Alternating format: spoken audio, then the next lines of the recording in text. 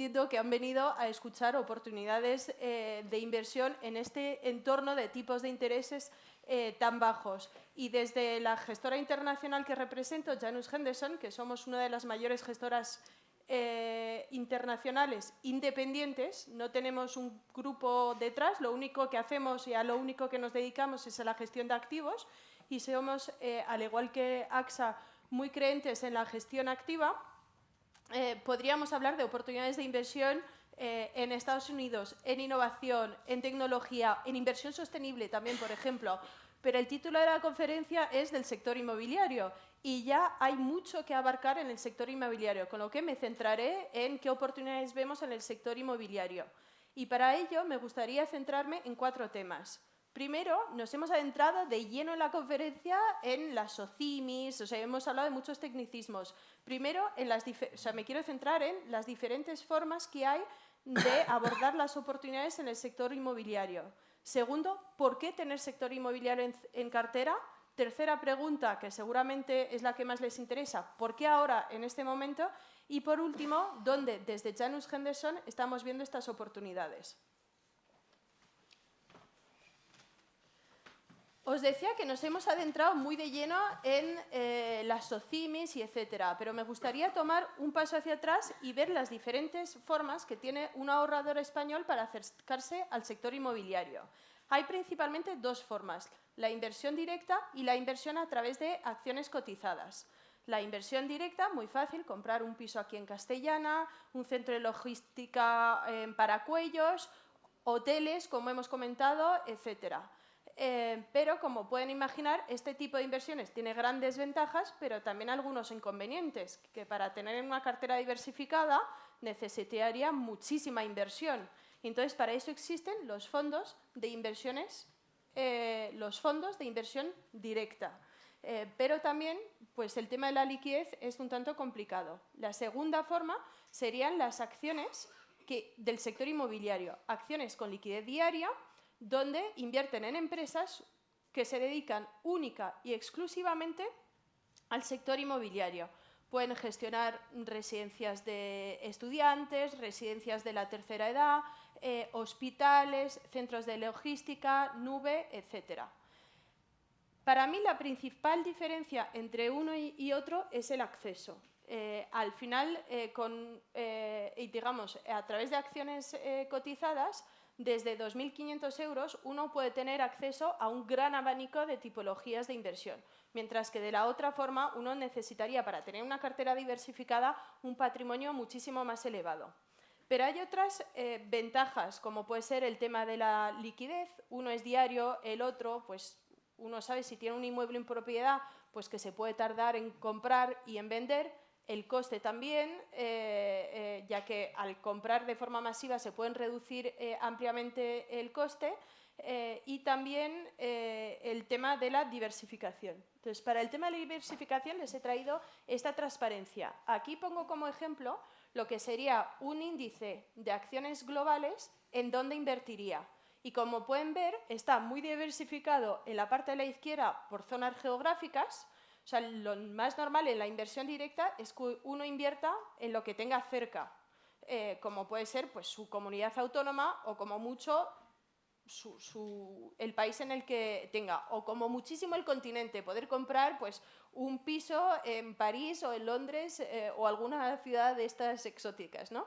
Pues a través de un fondo de inversión que invierta en acciones cotizadas, ustedes pueden tener acceso a todos estos países. Pero además de esto, como pueden ver en la parte de la derecha, a una gran diversidad de sectores. Hay sectores que están representados aquí donde quizás ni tengamos representación en España, porque tenemos formas de vivir un tanto diferentes.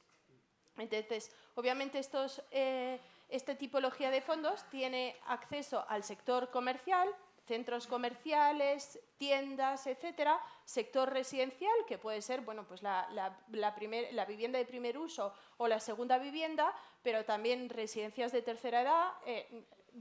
O sea, es que residencias de tercera edad, imaginamos las residencias de ancianos, pero ahora están las residencias de gente que se acaba de jubilar y no se ve estando en una residencia de ancianos. O sea, uno con 60 años quizás no se ve en una residencia con personas de 80 y 90 años. Y esto se ha puesto muy de moda, por ejemplo, en California, en Estados Unidos, que tiene un poco más o menos como las urbanizaciones que tenemos aquí, donde somos familias con 3 niños, ¿no? Lo muy típico, pues ahí pues gente prejubilada o jubilada que quiera compartir ocio con otro tipo de gente. Pues esto aquí, por ejemplo, se da menos y habría que irse a otro tipo de continente hasta. Por tanto, para mí esta es la principal ventaja que existe en invertir en fondos de acciones cotizadas, que tiene acceso ustedes desde una inversión muy pequeña a un gran abanico de inversiones. Ay, le he dado hacia atrás. La segunda... Perdonadme. Vale, la segunda ventaja es un tema de diversificación. Algunos grandes inversores institucionales invierten en este tipo de productos por esta ventaja de diversificación. ¿Qué entiendo por ventaja de diversificación? Al incorporar este activo en cartera, ustedes no solo aumentan la rentabilidad de su cartera, pero también reducen el riesgo. Y de hecho, grandes inversores institucionales, estoy pensando en los fondos soberanos o también en los grandes planes de pensiones de empleo, tiende a tener un 5% en su cartera en este tipo de activos. En España, en general, los inversores tienen muy poco este activo en cartera, porque uno piensa, bueno, como ya tengo exposición al sector inmobiliario a través de mi primera vivienda, pues ya no necesito este activo. Y eso es lo que nos parece quizás peligroso, porque uno tiene acceso a una forma del sector inmobiliario, pero no a todos los sectores que le he comentado anteriormente. Con lo que, ¿por qué tener sector inmobiliario? Por temas de diversificación. Un segundo tema es por tema de descorrelación. ¿Qué entiendo por descorrelación? Es que cuando mi cartera de inversión con activos tradicionales, como pueden ser acciones o bonos, pues cuando estas acciones o bonos no tengan buen comportamiento, pues sin embargo, lo que quiero es que mi parte del sector inmobiliario pues me descorrelacione. Mientras eso sube, pues que no baje tanto, o sobre todo, si caen mis activos tradicionales, que me sube la parte del sector inmobiliario. De hecho, un buen ejemplo, hemos tenido 2 magníficos ejemplos el año pasado, en mayo del 2019, que recordarán que ha sido una de las correcciones que hubo, a pesar de haber sido un gran mercado alcista, y en verano. Pues en esos 2 momentos, los sector inmobiliario, las acciones del sector inmobiliario han capeado totalmente su caída en el mes de mayo, o sea, han caído las bolsas, pero las acciones inmobiliarias se han mantenido en cero, y en verano, sin embargo, hemos visto subida, han caído las bolsas y han subido. Y al final es lo que quiero un poco de este tipo de activos, que me descorrelacione, que mientras todo sube, pues esto quizás suba menos, pero sobre todo que si baja, pues me ofrece cierto colchón o protección. Y la última ventaja, y no más importante, estamos aquí para hablar de oportunidades de inversión, vemos que las rentabilidades a largo plazo son muy atractivas. Aquí la línea naranja serían el sector inmobiliario durante los últimos 20 años. Hemos puesto como referencia pues, las bolsas mundiales en rojo granate y en gris, en rojo sería renta fija y en los bonos, y en gris las acciones. Y como pueden ver, pues rentabilidades muy atractivas en los últimos 20 años. Pero hablaremos en la última parte de la presentación de dónde vemos las oportunidades, porque hay maneras de aportar valor. Muy bien. Perdón. Que habíamos visto esto. No, ¿por qué ahora? ¿Por qué ahora el tema de los REITs? Víctor nos ha hecho una muy buena introducción diciéndonos que los depósitos posiblemente den una rentabilidad de 0. En algunos países muy cercanos al nuestro ya se está cobrando por depósitos. En Suiza, por ejemplo, ya están cobrando, con lo que no sería de extrañar que esto llegue en algún momento en nuestro mercado. Y lo que estamos viendo es que necesitamos ir a otro tipo de activos para conseguir esas rentabilidades a las que veníamos acostumbradas, 3 o 4%. Es verdad que esas rentabilidades vienen acompañadas de mayor volatilidad o mayor riesgo. Y como podemos ver, los REITs, aquí en este gráfico, lo que ponemos es la renta frente a lo que paga la renta variable o las acciones o lo que pagan los bonos. Y vemos que en todos los países, exceptuando Reino Unido, se paga una prima. Es decir, una acción cotizada del sector inmobiliario paga más cupón que pagaría una acción de ese mismo país. Una Socimi española frente a una Telefónica, por ejemplo. Y constantemente se hace en todos los países. ¿Por qué es eso? porque muchas de estas, como están vinculadas al sector inmobiliario, mucho del sector inmobiliario está ligado a la inflación. O sea, si ustedes tienen propiedades a las que alquilan, esos contratos vienen vinculados a la inflación. Pero es que además de eso, como algunos sectores son punteros, pueden impactar mayor inflación y de hecho es por eso que el dividendo es más atractivo, aparte del hecho de que se incentiva que esas acciones o esas empresas repartan más dividendo que otras. Entonces, uno de los motivos es por el tema de la mayor renta, ¿no? En Europa, a nivel global, la renta actual es de en torno al 3%, algo superior al 3%, y en Europa es en torno al 4% de rentas anuales. Y se espera que además crezca más que el resto del mercado. Un segundo motivo es que es el tema de la economía y el enlace que tiene el sector inmobiliario con la economía. No me voy a adentrar mucho en ello porque sé que Jaime lo va a comentar en algo más detalle, pero lo que sabemos es que los crecimientos van a ser más bajos por más tiempo, pero sigue habiendo crecimiento. Hemos descartado todo el tema de recesión por la actuación de los bancos centrales. ¿Eso qué significa? Que seguirá habiendo empleo, seguirá habiendo empresas que se creen. ¿Y eso qué significa? Que van a necesitar inmuebles de alguna manera. Incluso la nube necesita inmuebles. O sea, es decir, se habla mucho de que las empresas nos estamos informatizando y automatizando y que está todo en la nube. Bueno, pues la nube no dejan de ser centros de logística fuera que encima necesitan ser muy grandes porque esos ordenadores son muy grandes. Por lo que se seguirá necesitando inmuebles y con la economía que sigue creciendo se seguirá necesitando. Me podéis preguntar, pero esto quizás ya está recogido en el precio, ¿no? Las acciones inmobiliarias han subido mucho el año pasado. De hecho, aunque todas las bolsas hayan subido, el sector ha subido más. Pero si comparamos el precio, que esto es una medida de precio donde vemos es el PER, es el precio por beneficios, vemos en rojo el S&P 500, el mercado americano, y en gris lo que sería el sector inmobiliario. Y lo que vemos es que sigue estando por debajo. De hecho, yo me centraría en esta última parte, donde lo que vemos es que el mercado americano ha subido mucho en el año pasado, las acciones cotizadas del sector inmobiliario han subido, pero no tanto como el resto. Por tanto, siguen en cuanto a valoraciones a un precio más atractivo o estarían más baratas. Y última característica de por qué tenerlo ahora, es cierto que venimos de una década de mercados alcistas y es posible que tengamos alguna sorpresa en el camino. Y para eso necesitamos activos defensivos. Y lo que sí se caracterizan los fondos de acciones globales del sector inmobiliario es que tienden a ser más defensivos. Tienden a subir algo menos cuando sube el mercado, pero lo más importante es que cuando cae el mercado tienden a caer bastante menos. ¿Qué tendencias vemos actualmente? Y esto es cómo está posicionado mi equipo de Janus Henderson, el que gestiona el fondo Global Properties. Lo que estamos viendo es que, creo un antiguo compañero de mesa ha comentado esto anteriormente, lo que estamos viendo es un cambio brutal dentro de nuestra sociedad, ¿no? Y hablamos mucho de la amazonificación de la sociedad.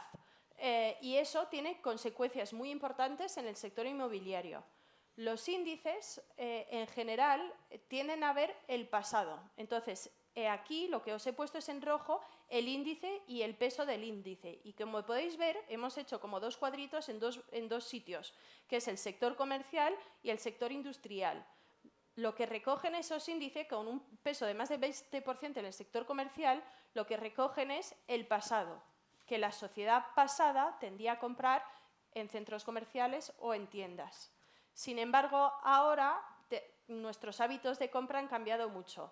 Y entonces lo que hace el equipo de Janus Henderson es centrarse en lo que se avecina, en lo que viene, las tendencias que vienen. Pues hablamos de tendencias de envejecimiento de la población. ¿Eso qué significa? Que necesitamos más residencias de tercera edad. Estamos hablando también de una reconstrucción del modelo familiar. Necesitamos más vivienda residencial de menor tamaño. O sea, en vez de casas grandes, porque ya no tenemos 10 niños, yo tengo 3 y ya soy la rara, pues la gente necesita casas más pequeñas, ¿no? Y por eso, digamos, nuestro equipo se centra en esas megatendencias del futuro y por eso tiene una cartera bastante activa en cuanto a posicionamiento. Entonces, si pensamos que a día de hoy ya no hay tantas oportunidades en el comercial, las buscamos fuera, en el sector, por ejemplo, industrial o en inversiones alternativas, como puede ser todo el tema logístico o residencias que hemos comentado. Pero eso puede cambiar, que es lo importante, y de ahí la importancia de delegar las inversiones en expertos que puedan monitorizarlo. Como pueden ver, en el año, en la década anterior, ya se puede decir, ¿no? O en 2 décadas anteriores, ¿no? Ya que hemos cambiado de década, teníamos un peso más importante en el sector comercial, y este peso lo hemos ido cambiando. Ahora, si el precio se ajusta y es cada vez más barato, pues posiblemente nuestro equipo lo cambie. De ahí la importancia del equipo. Y ya con esto lo cierro. Tenemos un equipo que cree mucho en el global y el local. Para hacer gestión inmobiliaria es importante ir a ver los edificios, conocer a los que lo ocupan. Y de ahí que nuestro equipo, que gestiona en total 2.500 millones de dólares, a nivel global está en 3 centros. En Asia, tienen las oficinas en Singapur. En Europa tienen oficinas en Reino Unido y en Estados Unidos, donde tienen oficinas en Denver. Es un equipo bastante amplio y lo que recogen son las mejores ideas de cada una de las regiones. Y lo que os he comentado hasta ahora, pues se trasladan estos resultados. Consistentemente, o somos los primeros de nuestra categoría o estamos en la Champions League, o sea, digamos, en el pelotón, ¿no? O sea, mejor el tema ciclista, ¿no? En el pelotón, digamos, lo importante es pues esa gestión activa y el estar muy cerca de nuestros inversores nos ha permitido obtener estos resultados muy consistentes. Por tanto, dejo paso a Jaime, pero sí que me gustaría que os quedéis con 3 ideas por parte de mi ponencia. Las acciones globales cotizadas del sector inmobiliario ofrecen una rentabilidad por dividendo muy atractiva y en este entorno de tipos de intereses tan bajos hay que valorarlo. Lo he comentado, Europa más del 4%, global más del 3%. Segundo, los inversores institucionales tienen en su cartera este tipo de inversiones y suelen tener en torno a un 5% de su cartera en este tipo de inversiones. Y luego lo tercero, es un sector que han cambiado muchísimo. O sea, lo seguimos asociando al tema de centros comerciales y etcétera, pero no dejan de nacer nuevos sectores del cambio de hábitos de nuestra sociedad. De ahí la importancia de buscar gestores activos. Muchísimas gracias, Martina. Las preguntas...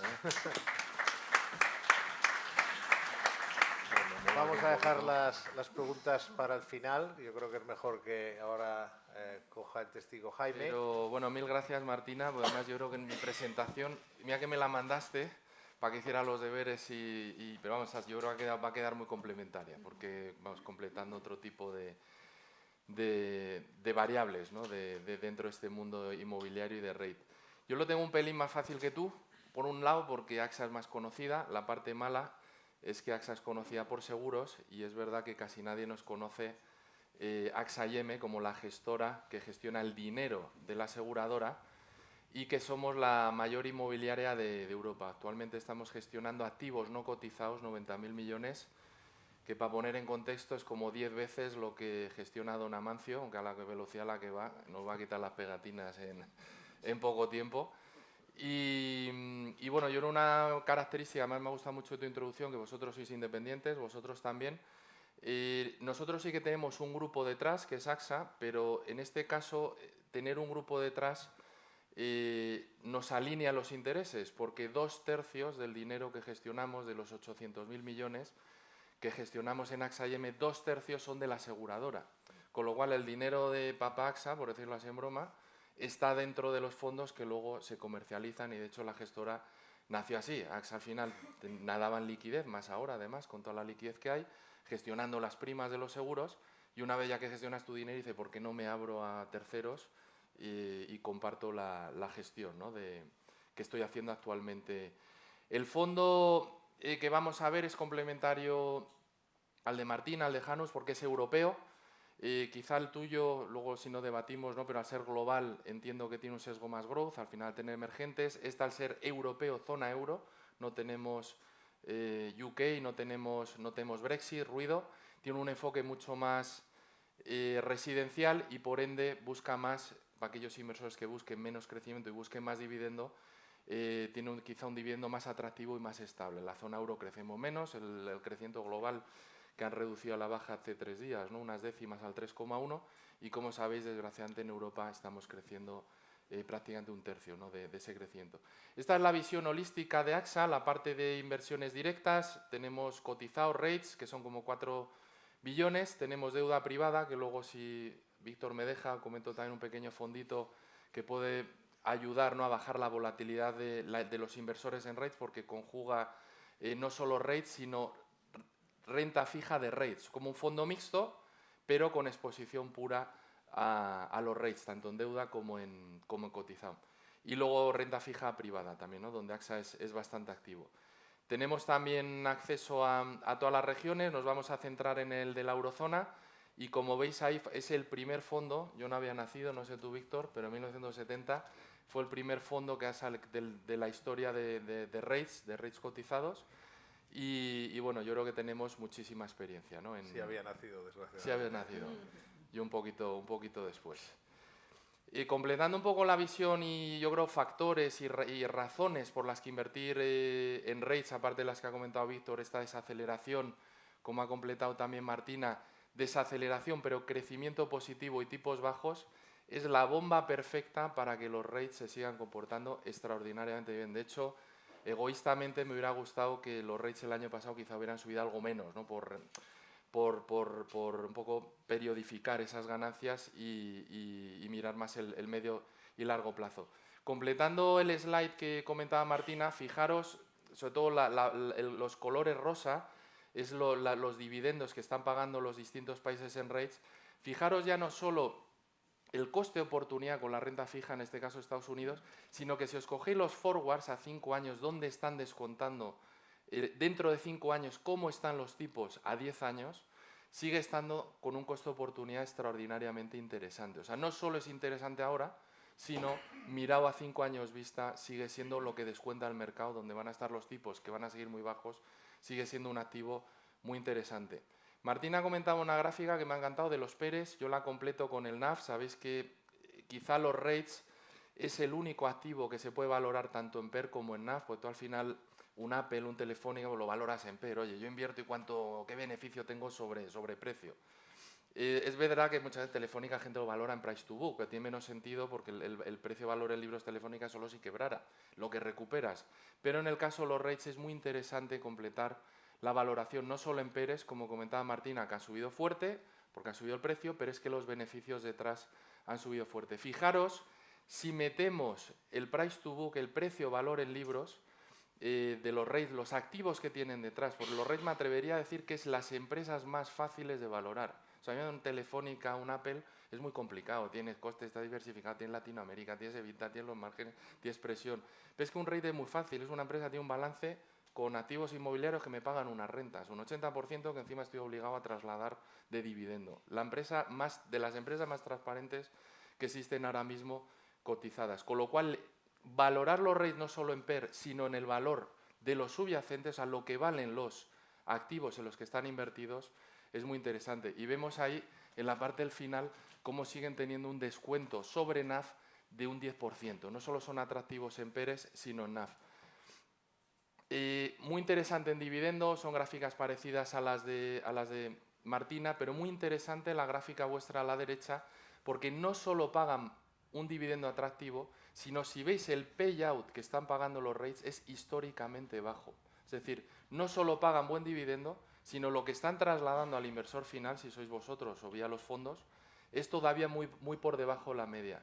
Esta explicación viene porque la deuda, como veis en la gráfica a la derecha, la deuda que tienen los rates ha ido bajando. La parte rosa sobre la parte de equity, de recursos propios, en proporción ha ido bajando. Según se van desapalancando los rates, irán pagando el payout, irá incrementando. Con lo cual pensamos que a corto y medio plazo el dividendo de los REITs es muy atractivo, pero encima pensamos que hay razones para que los REITs lo suban.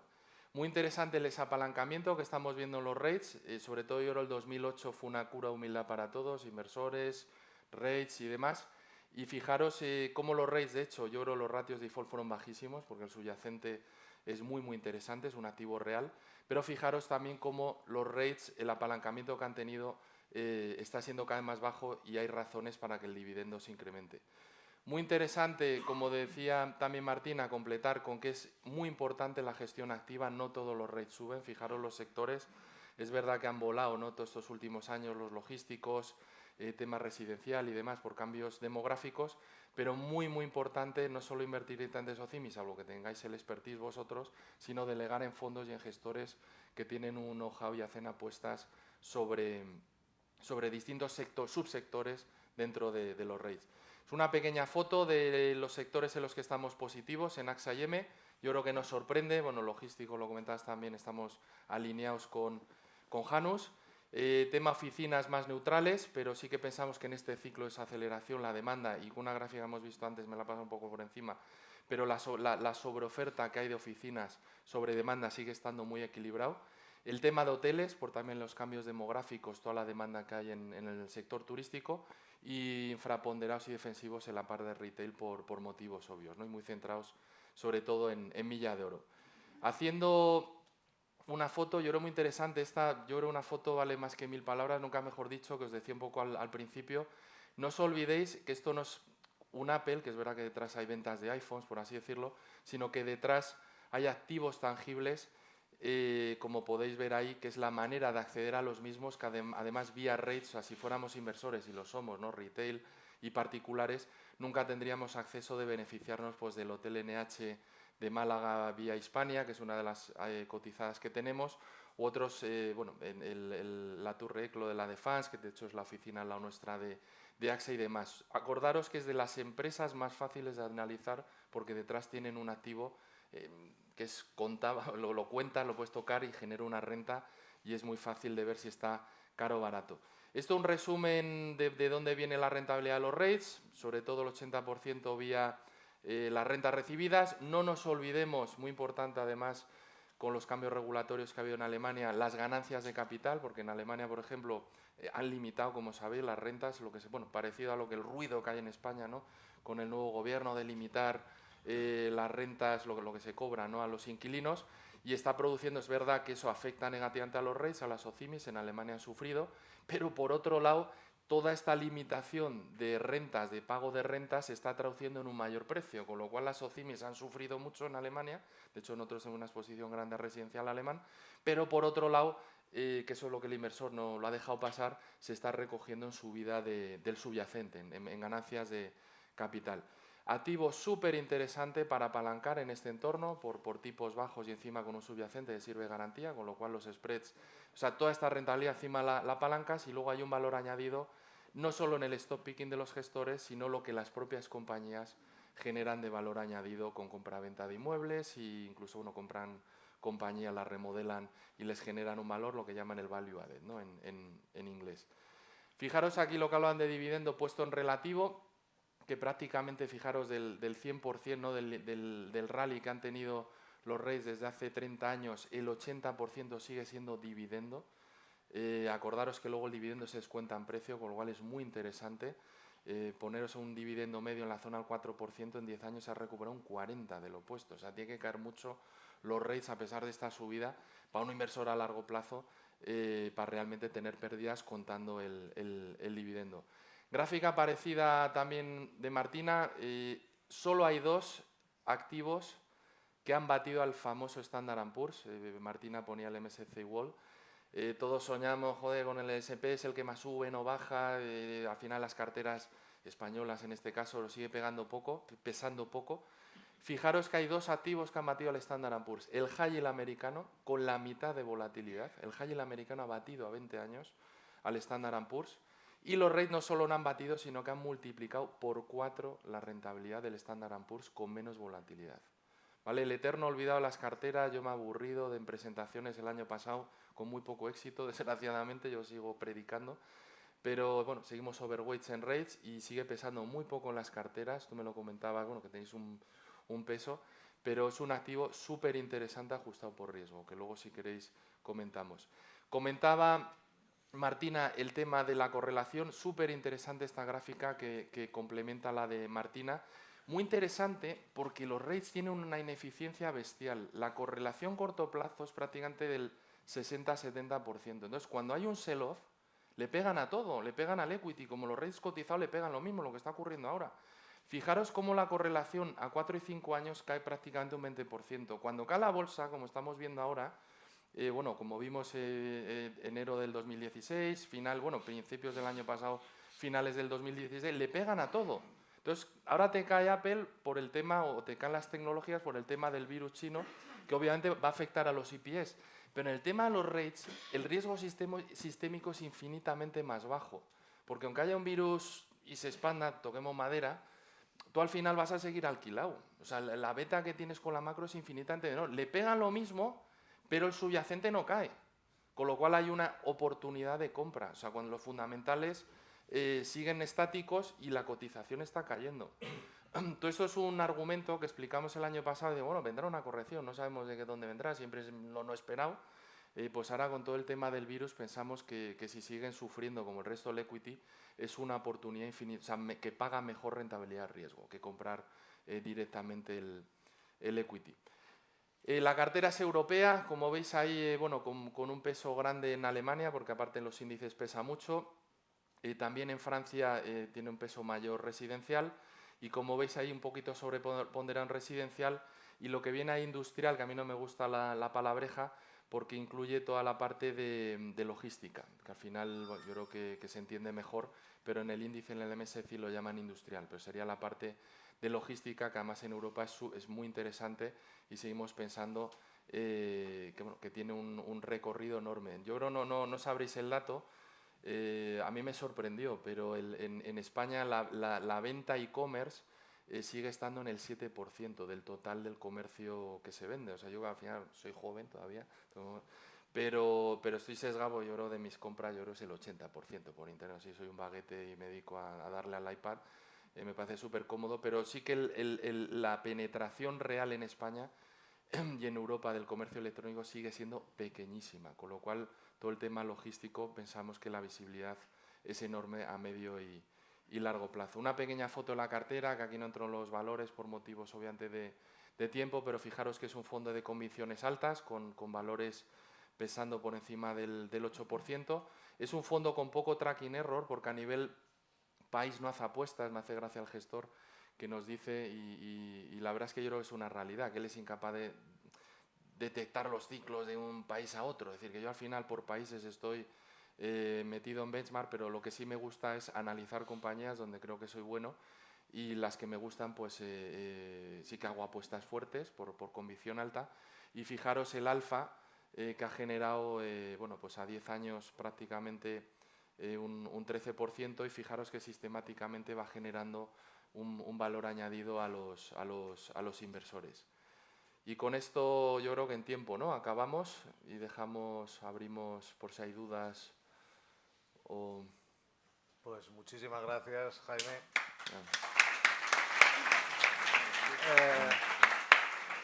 En lo que se van pensando algunas preguntas que puedan tener, yo les voy a hacer una a cada uno. Facilitas, yo creo. Porque no la hemos hablado, o sea que...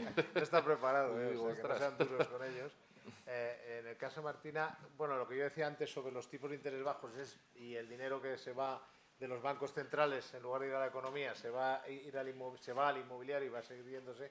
En Europa es especialmente llamativo, pero es en todo el mundo. O sea, los tipos son muy bajos en Estados Unidos, para lo que es Estados Unidos, y lo son en sitios donde nunca han estado tan bajos. Es generalizado.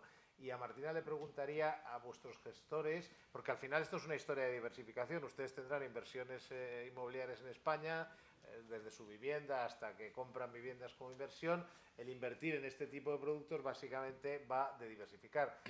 ¿Qué es lo que más le gusta a vuestros gestores desde el punto de vista en general de real estate, de inmobiliario a nivel global, que sois como inversores globales que sois? ¿qué es lo que...? Sí, ¿qué países o zonas geográficas?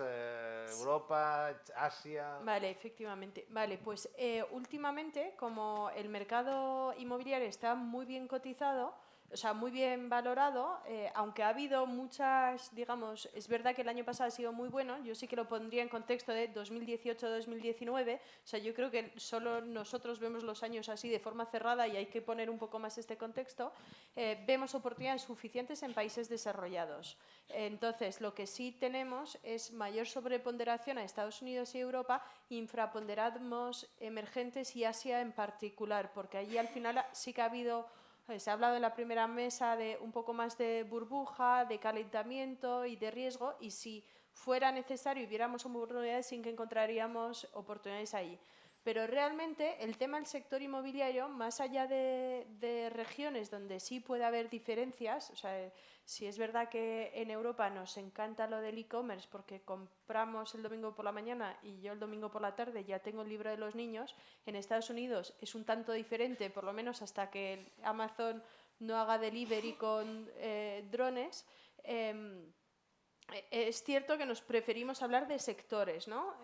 Y claramente la mayor diferencia es nuestra preferencia por nuevos sectores frente a los sectores donde posiblemente ustedes tengan mayor exposición, como puede ser el sector residencial de primera vivienda o el tema comercial, las tiendas y los y los centros comerciales. Y de ahí que preferamos nuevos sectores. Y yo creo que es muy importante esto porque uno puede pensar que ya tiene la parte de diversificación, descorrelación y rentas cubierto, pero lo tiene cubierto en un segmento que posiblemente vaya a cambiar por los cambios de hábitos de nuestras sociedades. Y de ahí la necesidad de ver nuevos sectores. Muchísimas gracias. Y a Jaime, como es amigo, le voy a preguntar una más difícil. Sí, hay confianza. No lo sé, es más específica, pero vosotros ya habéis visto, los gestores vuestros ya han visto lo que es la limitación de rentas en el caso alemán, llevan un cierto tiempo y creo que, bueno, en Francia también, concretamente París, vamos, ¿no? En Francia está ocurriendo. Dos preguntas serían en una. La experiencia, si podías desarrollar un poco eso que has comentado de que se sigue notando, que estoy convencido que es así, en los precios, es decir, que al final no subirán los alquileres, pero si hay dinero, al final se sigue notando en los precios.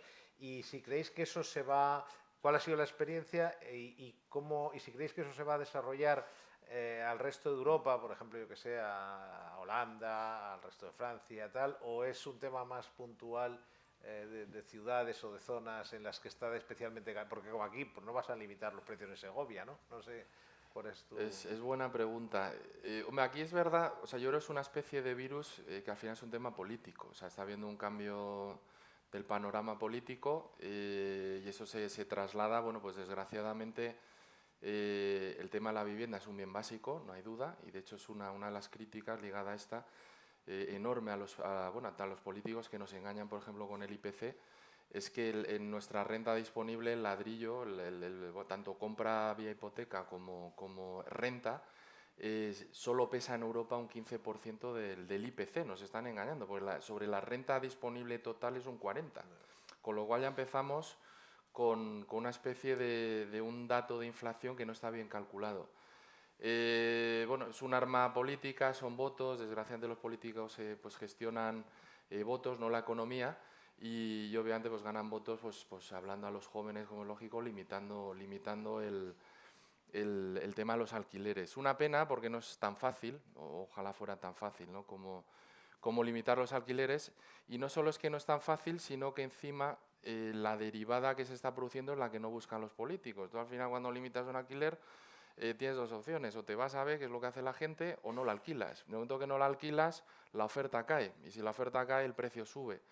En el fondo... ¿Eso lo estáis viendo? No, lo hemos visto en Alemania, bueno, se ha visto en las cotizadas, se ha visto en el fondo, Socimis inmobiliarias sufrieron mucho, y luego es increíble, si vas viendo el Q3, Q4 del año pasado, publicación de resultados, ves cómo las compañías no solo caen a pesar de la limitación de los alquileres, sino que suben, porque como sabéis las inmobiliarias trimestralmente valoran sus inmuebles y hacen lo que llaman las ganancias de capital. O sea, yo tengo un inmueble valorado, no sé, en 100 millones y me vienen dos valoradores externos, me dan un precio 120. Entonces gano más haciendo lo que llaman los americanos el mark to market, o sea, haciendo valoración real de mi subyacente, que lo que pierdo por la limitación de Que se hipoteca. refleja también en el valor. Con lo cual, enseguida las SOCIMI, lo hemos visto en Alemania y en Francia, pues hemos visto cómo a corto plazo el ruido no les benefició, sufrieron, y enseguida con la publicación de resultados Q3 y Q4, que fue una oportunidad de compra de nuevo, por ruido generado, que luego no se traslada a los beneficios.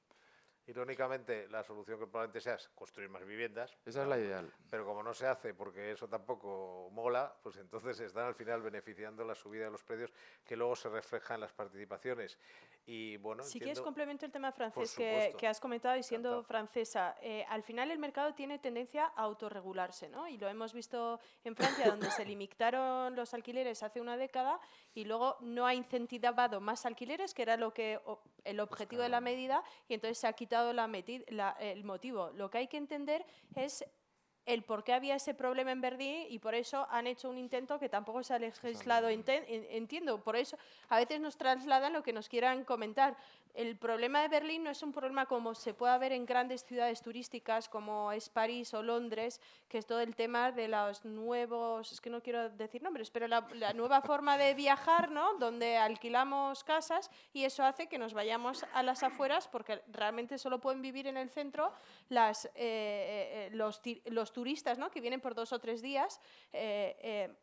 En Berlín no es que vayan muchos turistas. En Berlín lo que pasa es que mucha gente de Alemania se está concentrando en Berlín y eso hace que haya un problema de oferta y demanda. Claro. Con lo que la ley de por sí no tenía, el proyecto de ley no iba a regular ese problema de que muchos alemanes querían centrarse en Berlín porque es donde hay trabajo y el tema de moda, ¿no?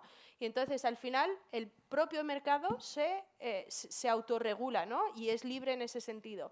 Pero ¿por qué es tan importante la gestión profesionalizada en ese momento? Es que nuestros gestores, por ejemplo, se han dado cuenta de que no se podría legislar porque era anticonstitucional. Entonces, han aprovechado esos recortes, que no ha habido muchos más recortes el año pasado, para comprar más. ¿Qué hubiera hecho un inversor particular sin ese conocimiento de leerse la letra pequeña de la ley? Pues posiblemente, aquí hay cambios y me quito, cuando realmente son las rebajas y hay que empezar a comprar. De ahí la importancia que es un sector complicado, con muchos impactos y donde luego al final se normaliza bastante. Te agradezco mucho la intervención, ha ampliado mucho y ya les toca a ustedes. ¿A quién le gustaría hacer una pregunta a cualquiera de los que estamos aquí, especialmente a los que más saben del sector? ¿Alguna pregunta? Le damos a alguien el micrófono. En lo que se deciden yo le haría otra, porque claro, según vamos hablando... de alguna manera vuestros gestores piensan que en España el hecho de que porque bueno, aquí está todo el mundo muy eufórico, pero lo que no, el otro día oía a una ministra que decía unas cosas que estaban muy bien, la verdad, pero en otra dijo una cosa que me llamó la atención, dice, no, vamos a tener un crecimiento del 2%, que es un crecimiento robusto, y robusto no es un 2% en España. El 2% en España no se crea empleo, se crea empleo con suerte a partir del 2%. Por lo tanto, la economía española va a perder gas, eso es un hecho y está acostumbrada a crecer a más. Fuera de aquí, ¿vuestros gestores ven que en España puede aflojar digamos, la marcha que hemos visto hasta ahora, lógica en un país como España, o no? Vale para los dos. Dale, si quieres. Sí. Nuestros gestores están sobreponderados en España, pero no tanto por la economía, sino por otros motivos. Primero, las SOCIMIs españolas cotizadas están, algunas de ellas, muy bien gestionadas y les gusta el estilo de gestión, que yo creo que Jaime lo ha comentado. Está no solo lo que puedan aportar nuestros gestores en si prefiero este sector o si prefiero este país, pero también es si prefiero este hotel en Málaga o si prefiero este otro en Málaga. Y esto está delegado en los gestores de SOCIMIs cotizadas. Y entonces, esto es un primer motivo de por qué están sobreponderados. Y luego, un segundo motivo. Tiene que entrar muchísimo dinero en Europa de inversores internacionales. Si nos ponemos aquí como inversor europeo, el invertir en dólar hay un coste de cobertura ahora. Pero si soy inversor americano, al contrario, me pagan por invertir en euro y el coste de la cobertura, o sea, no es un coste, es una oportunidad del 2% nada más empezar. Con lo que esperamos que vaya a entrar mucho dinero en Europa. España tiene algunas de las SOCIMIs más grandes y bien gestionadas. Entonces, eso es un apoyo, digamos, en ese sentido. Y al final, en el sector inmobiliario, lo que necesitamos no es un crecimiento exuberante, sino que haya crecimiento razonable y entonces se mantendrá el empleo actual y se mantendrán las empresas. Y con eso las empresas, como han bajado el apalancamiento encima, pues podrían pagar sus alquileres y con esos alquileres nosotros a ustedes les pagamos el dividendo. Es un poco el razonamiento de por qué estamos sobreponderados en España. Muy bien, ¿quieres añadir algo? Nosotros estamos tácticamente infraponderados. De hecho, la gráfica venía antes 3% sobre un 6%. Vendimos Hispania, que nos parecía ya en precio. Y bueno, nos queda Merlin. Y de hecho, bueno, que ha salido en prensa, ¿no? Ismael Clemente, ¿no? El fundador y el CEO de Merlin. Y desgraciadamente, por eso estamos infraponderados, más corto plazo tácticamente, el ruido no ayuda. Y estamos viendo ya una bajada, ¿no? De los flujos inversores, no solo en rates, sino desgraciadamente en la balanza por cuenta corriente. Si está prácticamente ya en neutral cuando ha sido con superávit muchísimos años, ¿no? Y probablemente volveremos, porque decir que, bueno, que es un tema, de hecho en España hemos estado sobreponderados, yo creo, los 3 últimos años, España e Italia. Y probablemente volvamos, pero ahora a corto plazo tácticamente infraponderados. Okay. Yo hagan una pregunta porque a mí no se me hace más que ocurrir y están pensando en la cerveza. Y the floor is yours, como dicen los americanos. Buenas tardes, que quería preguntar una cosita y gracias por la presentación vuestra, que yo no entiendo mucho de eso, pero que me dedico a la bolsa y pues a situarme un poco, pues qué índice puedo ver yo que refleja más real la situación en la inmobiliaria. Índice. Sí, un índice que puedo mirarlo. Hombre, el más conocido es el Nareit Index, que hay europeo, te has puesto global. Es N de Navarra, de Andalucía, Rate, como los que están mencionando. Nareit. Son los más conocidos. Pero aquí en España, vamos, para el mercado español, no el europeo. Pero no para invertir en ETFs, ¿eh? No, bueno, los SOCIMIs estos que estamos hablando, ¿no? Sí, yo no sé si hay un índice español, ¿eh? O sea, yo creo que hay global, hay americano, hay asiático, hay europeo, pero no creo que haya suficientes SOCIMIs cotizadas en español como para hacer un índice. Y yo creo que es súper importante, o por lo menos lo que venimos a representar las dos casas aquí, es la importancia de la gestión activa. Los índices reflejan la historia del pasado, de la sociedad pasada, y tenemos que ver qué necesidades inmobiliarias tendremos en el futuro. Pero como decía, Nareit... es el más conocido, me puedes coger el inmobiliario dentro del IBEX, pero eso no es un índice, eso es un sector, o sea, no cotiza como tal. Claro, pero esa es la cuestión para ver el historial y hacerte tu prognosis, ¿no?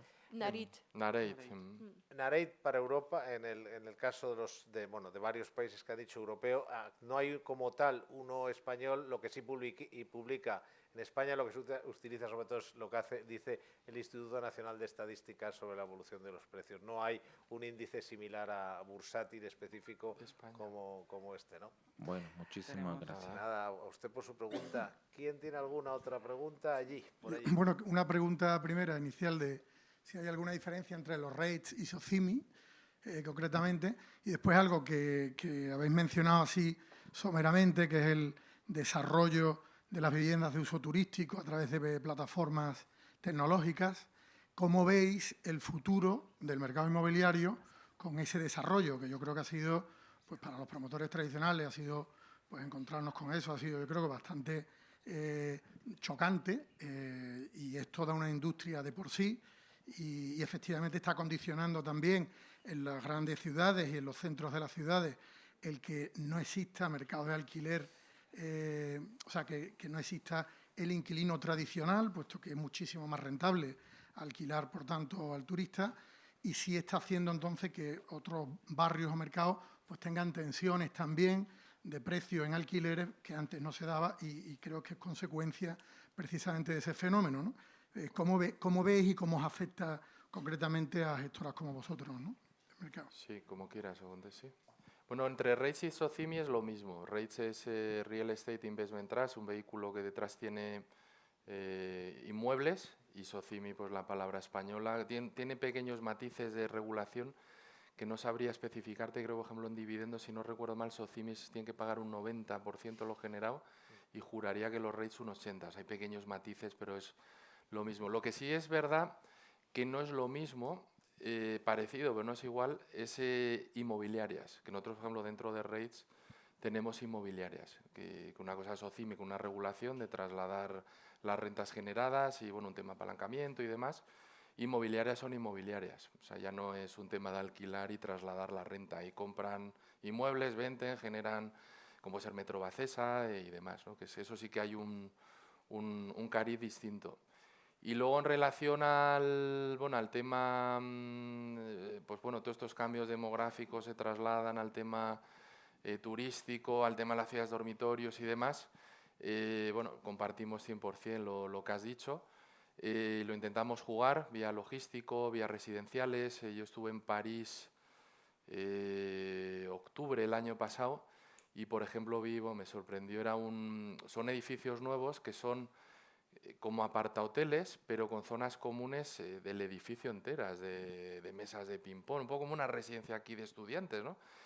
Estuvimos viendo, por ejemplo, un tema precioso, un edificio solo dedicado, lo que entra dentro de Industrial Data Warehouse. Era solo de bases de datos, de hecho era de Microsoft. Dije, joder, vamos, al final un tema, como sabéis, estamos en la sociedad de la sobreinformación, ya no de la información, y pues está habiendo cambios estructurales, ¿no? Dentro de, no solo en el tema turístico, que es otra realidad y nos gusta mucho, de hecho, y de hecho está sufriendo ahora por el tema también del virus chino, que sí, bueno, el turismo se va a ver afectado, obviamente, con restricciones y demás, pero nos intentamos adaptar con gestión activa. Luego el tema, es verdad, ya de ciudades dormitorio y demás, es más complicado jugarlo, porque en general yo no conozco SOCIMIs y REITs que estén jugando esto, pero estoy seguro que, vamos, el dinero llama dinero, y si hay rentabilidades interesantes, habrá SOCIMIs que se especialicen en este tipo, ¿no?, de nichos ya ultra nicho, ¿no?, de valor dentro de los REITs.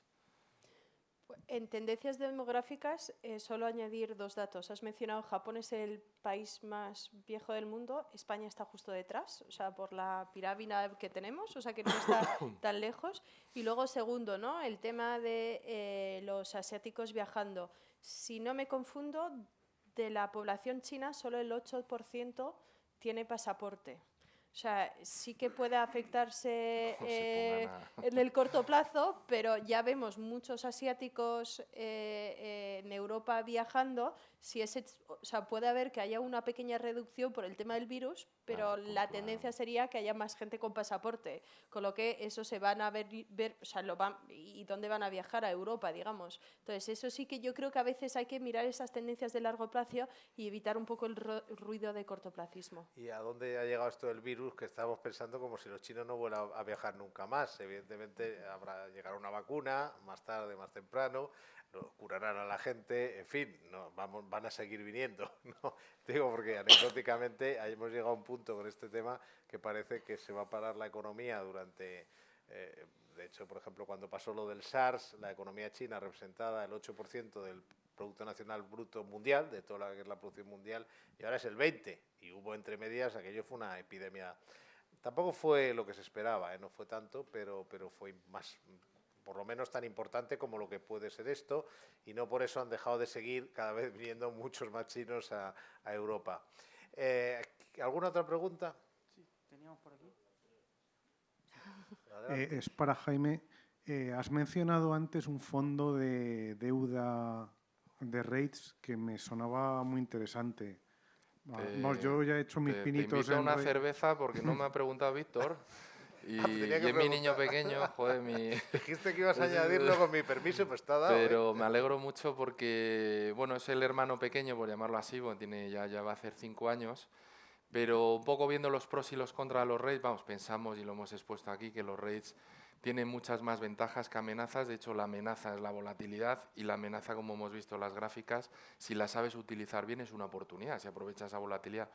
Pero para inversores pues más defensivos o que aguanten menos la volatilidad, le estuvimos dando vueltas cómo hacer un fondo que refleje y replique realmente el comportamiento del subyacente, del inmueble. Porque al final los REITs, cuando sube la bolsa, sube más que el inmueble, como el año pasado, un 24% en Europa, con los inmuebles, pues yo creo, subiendo 7-8%, pero también cuando caen como 2008, los REITs cayeron incluso más, ¿no?, que el subyacente. Entonces pensamos en mezclarlo con renta fija, muy fácil, a mí me metes otro activo, descorrelacionas, obviamente baja la volatilidad, bajas algo la rentabilidad, pero dijimos, ¿por qué no metemos deuda de REITs? De manera que no solo bajo la correlación y bajo la volatilidad casi la mitad, con la rentabilidad cayendo un tercio, o sea, el SARPE nos mejora significativamente, sino que además, a ver si esto lo entendéis porque es un poco, ya más siendo ya al final, os pongo el ejemplo de Merlin porque la conocemos todo. Tú al final Merlin tiene un 60% de recursos propios y un 40% de deuda. Viene de la inversa de hace unos 10 años. Está menos apalancada. Yo cuando compro Merlin en mi fondo, en Adificandi, yo al final meto los activos de Merlin en mi activo del fondo, pero el pasivo de Merlin, la deuda de Merlin que utiliza para comprar inmuebles, la meto en mi pasivo. Es deuda para Merlin y es deuda para mi fondo. Si yo en mi activo del fondo compro deuda de Merlin, neteo la deuda de Merlin del pasivo con el activo y me quedo con un Merlin sin apalancar. Me quedo con un Merlin con menos riesgo. Es una manera de realmente diversificar y entrar en SOCIMIs desapalancadas. ¿Vale? En el largo plazo, como hemos visto, el apalancamiento yo creo que aquí es un no-brainer, esta palabreja inglesa, yo creo que es indiscutible. Pero es verdad que, oye, que los SOCIMIs llevan años, como hemos visto, la ya subiendo fuerte, y si aquí hay sufrimiento y sube la volatilidad, las SOCIMIs y REITs van a sufrir, y esto es una manera de bajar la volatilidad. Entonces, es un fondo muy interesante para invertir en REITs con menos riesgo y invertir en un fondo que refleja prácticamente el 100% del comportamiento del subyacente. Pero te lo agradezco porque me parece un fondo muy interesante para inversores más defensivos. ¿Él? Se llama Global Flex Property. Es flex, un poco de, pues estos fondos balanceados, pero con deuda de REITs. Muy, muy interesante. Tiene más los 500 partícipes ya. Y para los que seáis más tranquis o más mayorcillos, que os dé más miedo la volatilidad, es un fondo muy chulo. Yo, como he perdido la cerveza, voy a ver si la gano, la recupero. Y entonces diré que de verdad que me parece una idea estupenda. Porque al final, ¿qué buscas teniendo en la cartera SOCIMIs, REITs, fondos del sector inmobiliario? Diversificar, digo en la parte de la cartera de fondos, tener cosas que sean rentables, pero no tengan una correlación tan directa con el mercado. No solo también puedes quererla, pero también puedes quererla con un poco menos de volatilidad. Y súper importante, el gran reto, y por cierto hago la cuña, porque vamos a empezar jornadas con Rankia en breve hablando de este tema, a partir de ahora, no es tanto la renta variable, que al final, por no entrar en eso, sino es la parte conservadora de la cartera. O sea, ahora mismo estamos con el virus chino, pero dentro de probablemente 6 meses o 7, lo que estará planteándose la gente de verdad es ¿qué hago yo con ese dinero que está en un depósito del 0%? ¿Qué hago ahora con ese fondo de renta fija que le pierdo un 0,7 o no me gana nada? Este va a ser el reto, porque al final si nos queremos jubilar tenemos que tener una renta. Hasta ahora ha sido un chollo, hubo los depósitos, luego los fondos de renta fija que han subido como una moto con la bajada de los tipos de interés, pero no hay un límite a la caída de los tipos de interés. No puede llegar a ocurrir que, yo qué sé, le paguemos a Italia o a España el 1% porque nos deje prestarle dinero. Es ridículo y eso va a parar y está más cerca que lejos de ocurrir. Y entonces es cuando va a haber que plantearse alternativas. Y, insisto, para recuperar mi cerveza diré, honestamente, además saben que no cobro comisiones de los fondos que recomendamos, me gusta una idea. Cualquier idea que nos ayude a sustituir los fondos de renta fija, bienvenida sea. O sea que enhorabuena por esta que yo creo que está muy bien planteada. Más preguntas, nos quedan 8 minutos. Si hay alguna más. Sí. Esta pregunta va para ti, Víctor, porque has hablado de la inflación, la sobrevaloración de la renta fija, pero claro, desde el punto de vista de la construcción de una cartera equilibrada, donde uno considere que no debiera tener una sobreexposición a ninguna clase de activo en particular, hoy en día dices, bueno, meto renta variable, ya veré cuál y de qué países. Y por el lado del resto de clases de activos, si la renta fija no, ¿qué se hace? Bueno, voy a hacer un spoiler de las jornadas que vamos a iniciar. Yo creo que empezamos aquí en Madrid, pero así brevemente. Es una mezcla. O sea, en el momento que la renta fija la gente se vaya dando cuenta de que no le da nada, una cosa que se van a plantear, por supuesto, es el sector inmobiliario por distintos tipos de productos. Otro que nosotros ya estamos recomendando hace tiempo en Next Steps es ser abuelos, el dividendo. O sea, no necesariamente comprar acciones, sino utilizar fondos que dentro tengan cosas que den buenos dividendos. Por ejemplo, nosotros hemos recomendado ETFs que invierten en utilities, en empresas de servicios públicos europeos. Cuando lo hicimos daban más del 4% de dividendo. Eso es un chollo.